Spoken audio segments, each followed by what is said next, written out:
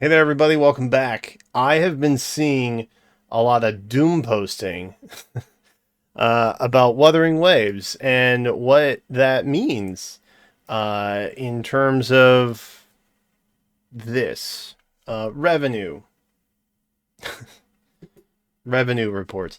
Um, if you don't know what this is the Sensor Tower monthly revenue report. It's got all kinds of things on here. All the gacha games I play, I think, are pretty much on here. You can even see Fire Emblem Heroes down here. You know, there's tons, so many games everywhere from Cookie Run Kingdom to Genshin Impact. Okay, they're all on here. And what this is I guess people's radar or indicator for if a game is doing well or not, which I guess to an extent, sure.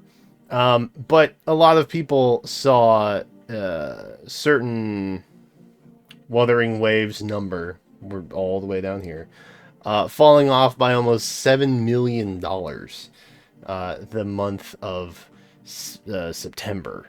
Uh, And now they think that the game is doomed and that there's no redemption and it was always such a bad game, yada yada.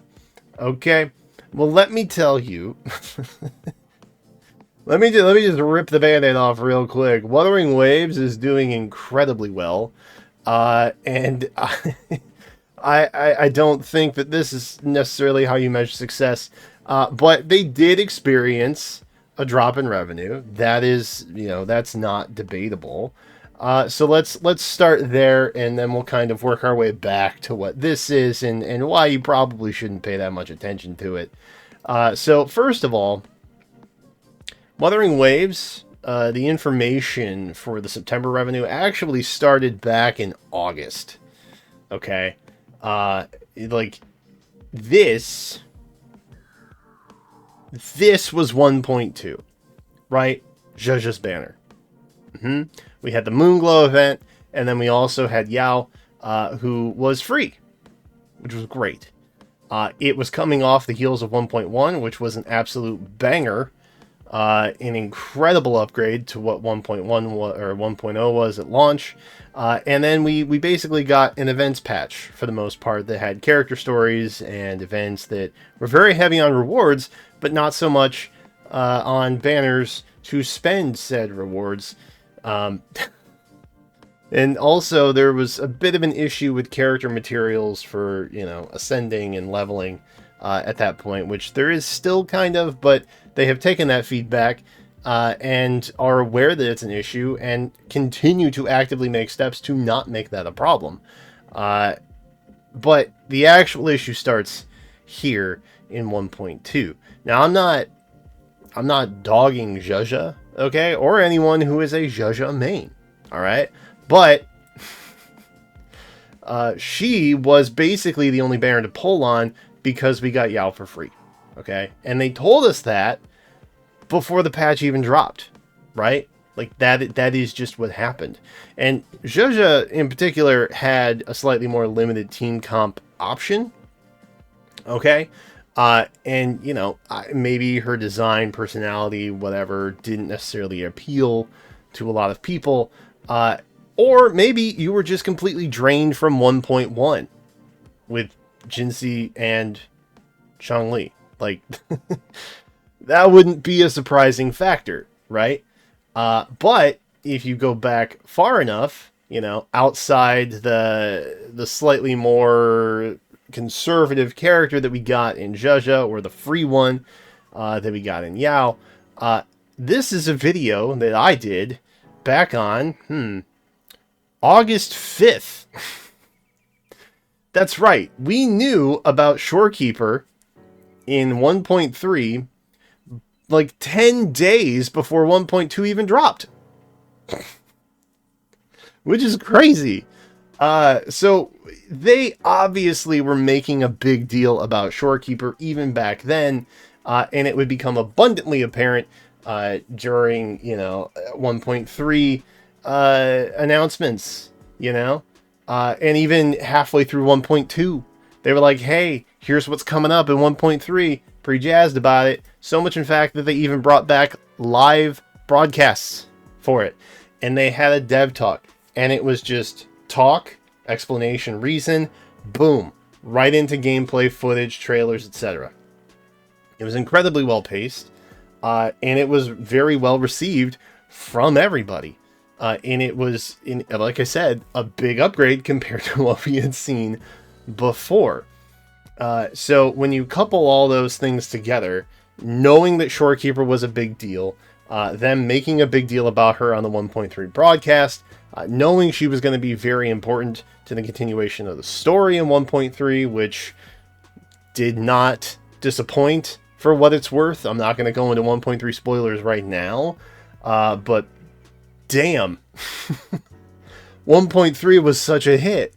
I mean, they gave us an incredibly cool new area to explore. They're giving us Shorekeeper. They're giving us our MC lore, which, just as a side note, it's really refreshing to not have to wait an entire year to get like 4 hours of lore drop on your character for like the main portion of the story as you progress. They have been repeatedly knocking it out of the park when it comes to these updates. And 1.2 was kind of just an events, more siloed situation. So a lot of people were saving, right? And you didn't even have a reason to poll if you wanted, Electro Fist guy. So it didn't matter. It didn't matter. So spending was naturally going to be down. You came off a really hot patch. You had a slightly, less impactful patch in terms of like what banners could provide you. And then people knew that 1.3 was gearing up to be an absolute banger, right? So, all that said, Shorekeeper came out last week in September. What's going on, right? Shorekeeper is a character who is basically a support, right? She's a healer. Not many people are going to go gung-ho on additional copies to buff skills for a support. They will typically save pulls for that for something that is going to be much more either universal or DPS oriented. That's just the truth of it. In addition to, most people don't typically pull weapons or light cones or what have you for support characters, knowing that their time on the field is not likely going to be that long spent. So aesthetically or even weapon impact alone, it's not going to make a big factor in that aspect. So even if people did pull immediately for Shorekeeper, hi, I'm people, not many of them were really that apt to go back into the banner after they got her, right? So even that is going to impact sales a little bit. But is it $7 million worth? Potentially.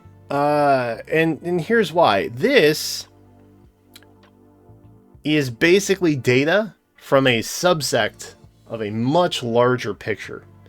And while it may not impact certain games like Fate Grand Order, Fire Emblem Heroes, anything else that is much more mobile oriented, your PC client games do tend to not be super well reflected here, because this is strictly speaking iOS chart data. Okay?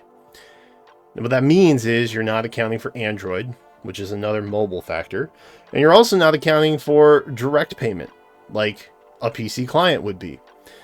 Or even if you have like a PlayStation client, which I think they're working towards. Other games like Honkai Star will have that. That's not accounted for either. So when you have a game that frankly hasn't really been optimized for mobile up until 1.3, which I think is when they actually introduced it, like custom mapping and controller support for mobile, a lot of your sales, number one, aren't even going to be represented on this chart. That said, there is still a drop off from the previous month of the same kind of like picture window into that data, right? So iOS data from here to here, there was almost a $7 million drop off. But when you factor in all the other aspects of what was happening with Wuthering Waves, I think it kind of makes sense. And also, this stuff can be wrong. I mean, there have been points in the past where the sensor tower wasn't 100% clear or accurate with the data that they gave, and you know that's fine. It is a generalization. Let's say it's not hard fact, right? This alone does not indicate whether a game is thriving or not. But I will tell you that Wuthering Waves right now has a very supportive dev team. They have creators who love the game. They have players who love the game. And an entire community dedicated, both on the dev and player side, committed to making the game better, both with updates and feedback. And when you have that kind of rapport between player and developer, you can make something really, really good. And I think that ultimately is Kuro Games' goal. They are absolutely, trying to make a buck at the end of the day, but that's not all they're preoccupied with. And frankly, I don't think, based on interviews that, people from Kuro have given, I don't think that's how they even measure their game success holistically. I think they look at how the players are enjoying it. I think they look at how they are enjoying their own game. And when you look at those things, it's like, well, it's not always money. They're not going to just release a patch to make more money so that they can have big green number on Sensor Tower's data. Okay? They are committed to making a good game, one that they themselves like. And I think when you measure success in that aspect, that's a win. That's an absolute win. But I hope that maybe this helped calm your doom posting mentality. Maybe if you had it and you were worried or, whatever, I wouldn't be concerned. I think Wuthering Waves is in a great spot, and I've been playing gacha games for like 8-9 years now. Okay. So it's been a minute. And I've seen a lot of end of services. This is not end of service. Okay. This is not what's happening. I think it's in a great spot. I think the developers feel really good about the direction it's going. And honestly, if you asked actual players, I think that they would agree as well. Anyway, that's it. Just wanted to make this video and get your thoughts on it as well. Let me know in the comments. Thanks for watching, and I will see you in the next one.